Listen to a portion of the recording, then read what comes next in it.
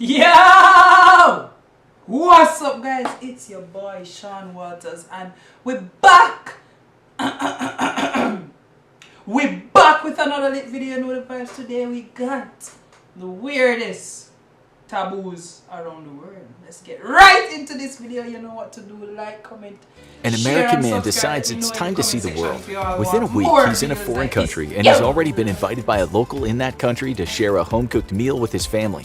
3 hours into that meal, he's as happy as a man can be. Meanwhile, he's unknowingly been raining insults down on his hosts. Can that happen? As you'll see today, yes, it can. A lot of people breach a taboo in foreign countries just as soon as they enter a person's house. Why? Because they don't take their shoes off. In some countries, such as the UK, it's fine and dandy to just waltz into someone's house with your shoes on. Hey, at least if your shoes are clean.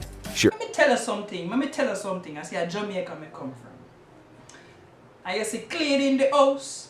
If you have kids, if me have a Jamaican in that chat right now, let me know in the comment section. Let me know if I lie me I tell.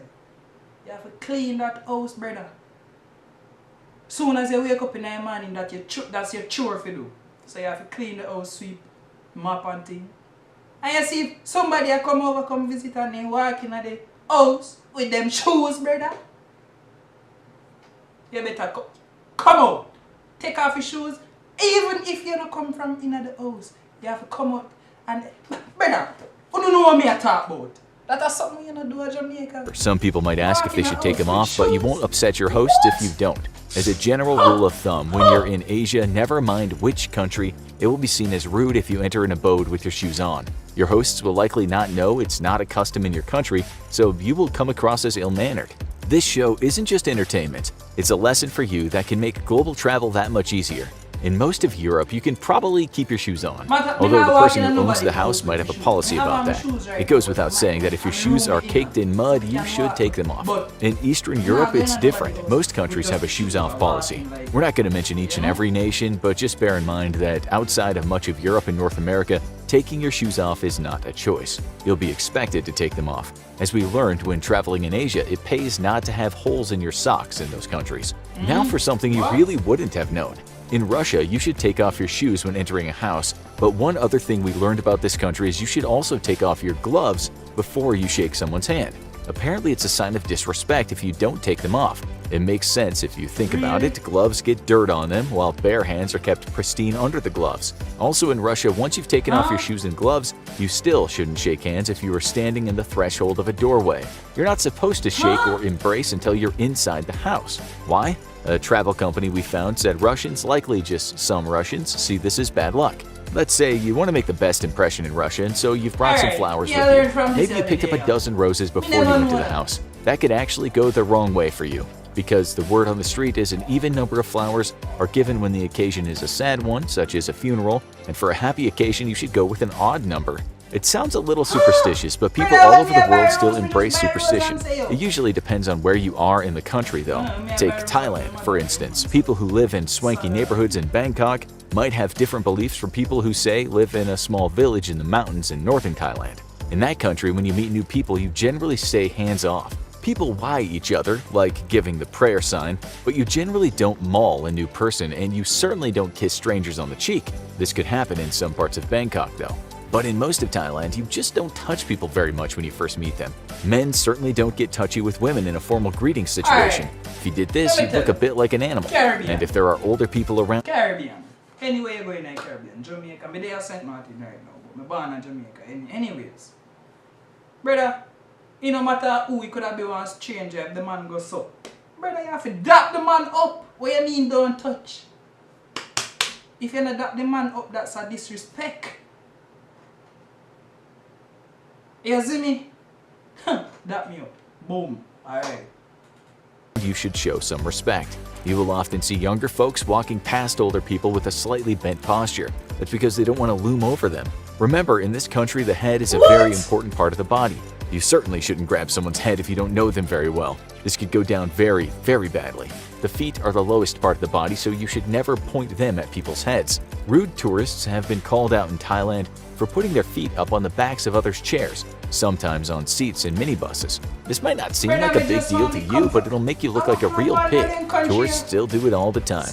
They also make out in public, which again is a big taboo in Thailand. Thais save that stuff for the privacy of their own homes. No one will deny you a peck on the cheek at the airport when you say goodbye to your lover, but tongues down throats in the street will remind Thais of soy dogs stuck together during mating. In some parts of the Middle East, you can actually get in trouble for kissing in public. This is what a lawyer in Dubai wrote. Public displays of affection, as well as sexual harassment or randomly addressing women in public places, is liable to be punished by imprisonment or deportation. We're not kidding. In 2009, a British couple served 3 years in prison after being caught kissing in public. After that, they were both deported. Instead of hearing the words "get a room," you might instead hear "go to jail." In many countries in Africa, showing affection in public is also a big no-no, but each country is different. On a radio show in South Africa called Cape Talk, they had a call in about public displays of affection, aka PDAs. Most people were okay with it, even though many callers said it just makes them feel lonely because they're single. As we said, how it's accepted or not accepted in Africa changes between each country. In most places where it's not acceptable, you just get some funny looks and not a jail sentence, but you don't want people thinking you're animalistic. We tend to think Northern Europeans and North Americans have fewer taboos. It's true that when visiting, say, Canada or Scotland or the Netherlands, you're likely to have less of a chance of upsetting someone by accident because you breached a local taboo. Still, in those countries, you shouldn't eat right off your knife. This is fine in some nations. According to Steven Pinker in his book Better Angels of Our Nature, the reason Europeans stopped eating off their knife back in the day was simply that the continent went through what he calls a civilizing process. Knives were what people killed with, not for wielding at the dinner table. Table manners are a big thing all over Europe. In many countries, you'll also be expected to not rest your elbows on the table. This and not eating from your knife might seem like common sense to many of you, but in many parts of the world, it's totally fine to do it. It's the same with slurping your food. Try doing that in most countries and you'll elicit some funny stares. But in China, you'll see and hear people doing it all the time. It's also okay in Japan. But be warned, people who like slurping, it is not okay in most countries. The reason why some countries are good with slurping is the noise shows appreciation for the food. In India and some other countries in Asia, you'll also see people eating with their right hand only. This is because the left hand is generally seen as a hand that gets dirty when doing the cleaning, especially cleaning yourself when you've been to the bathroom for a poop.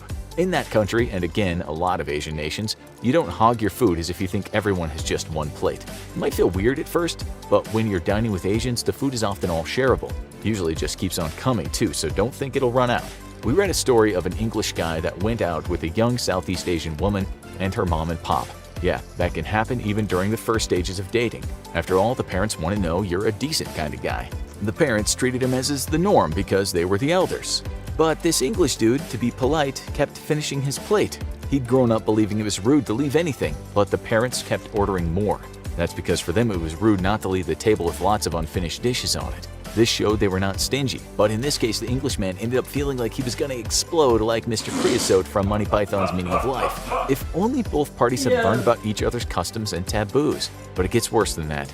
Another thing in Asia that you shouldn't do is when you're eating with chopsticks, you shouldn't stick them into the food. This not only looks a bit ugly, but those sticks will look like incense sticks. And that reminds people of how food is offered to the dead. As for how you dress in Asia, you'd think it'd be common sense to know that in formal places you don't wear informal clothes. It's a sign of respect to dress correctly. Yes, it should be obvious, but you wouldn't believe how many people don't do it. For instance, most religious places in Asia, women shouldn't show their bare shoulders. Asia is starting to sound rather strict, but this next taboo in a country in Europe sounds rather hardcore too. We're talking about Spain and the fact that when you're there, you shouldn't stretch or yawn in public. According to a website giving advice on doing business in Spain, it is considered vulgar. Ouch. We guess exposing that meat stuck in your jagged teeth might not look great, but when a person's got a yawn, they got a yawn. Over in France, you'd think there'd be a lot of social taboos. After all, the French invented the term faux pas, meaning false step, usually relating to a social situation. The French, like many European cultures, tend not to ask personal questions when in conversation with someone they just met. You shouldn't ask about age, their job, money, or marriage. This might seem obvious to a lot of you, but again, head over to Asia and these kinds of questions will hit you from all sides. People there just want to get to know you, so they know your social status. But in France, those kind of questions are generally taboo. It's also taboo in France to flaunt your wealth in conversation, so unlike in some Asian nations where it's fine because it shows your social standing, the French might think you're crass for trying to look rich. Now let's talk about hand signals. As for the French, when someone makes the zero signal with their finger and thumb, it can mean worthless. For Americans, it can mean the opposite. It can tell you something that's just A-okay. So be careful when you do this sign, because you might just be telling them that what they've done for you is not great, but absolutely. Somebody with French, and them say like, meet me somewhere, and me send this emoji. That mean me I tell them say they worthless? Wow. Terrible. As for getting yourself in big trouble, give someone the V sign in certain nations. It's thought this sign was an insult, with the palm facing inwards, originated in Britain. It means the same as when the Americans use the middle finger. But in Britain, as well as New Zealand, Ireland, India, and Australia, it's a pretty harsh insult and could get you into some serious trouble in the wrong parts of town. The Brits like to say people started doing this back in the 16th century, or so, as a sign to their French enemy. The legend has it that the British soldiers had some great archers, so when the French caught them, they chopped off their middle fingers so they couldn't pull back the string of the bow. Showing the French those fingers then became a sign of disrespect. There's no evidence that this is true, but it sounds cool. Most people from other nations wouldn't give the sign anyway, but it is seen as cute in countries such as South Korea and Japan. That could get someone in trouble, although it's highly unlikely any Brit would take offense at the K-pop fan wielding their two fingers while on vacation. They also usually do it with the palm turned outward, which is a sign of victory for the Brits. It's the same with the thumbs up gesture. In some countries it tells someone the job has been done well, but it denotes an offense in other nations. In parts of the Middle East, sticking your thumb up like that can mean the same as giving someone the bird. That's why when you're hitchhiking in a country such as Israel, you'd be a lot better holding out your hand with your thumb pointing downward. Do it the other way and someone might just get angry with you. We haven't talked about South America much, so now let's head in that direction. In Brazil, it's supposed to be okay to be a little bit late when you have an appointment with someone, at least when it's an informal occasion. Like many countries in the world, you don't have to arrive somewhere right on the dot. This can infuriate expats who've moved to a country where punctuality isn't taken all that seriously. Apparently, most punctual countries in the world are Switzerland and Germany, while Saudi Arabia, Nigeria,